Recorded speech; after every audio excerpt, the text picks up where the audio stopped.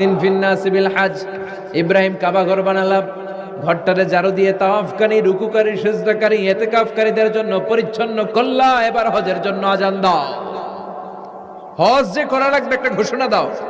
সাইয়েদনা ইব্রাহিম বলে, আল্লাহ এমন জায়গায় ঘর বানাতে বললেন এখানে মানুষ নাই, প্রাণী নাই, কেউ নাই, কাউরে দেখা যায় না, কার সামনে হজের ঘোষণা দেব, হজের আজান দেব? কাউরে তো আমি দেখি না।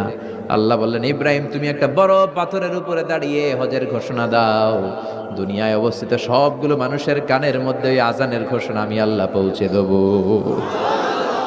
উনি দাঁড়িয়ে আজান দিলেন, ইয়া আইয়ুহান নাস ইত্তাখাযাল্লাহু বাইতান লিল হজ, আল্লাহ হজের জন্য একটা ঘর বানিয়েছেন, আসো আসো, যাদের সামর্থ্য আছে এসে হজ করে যাও।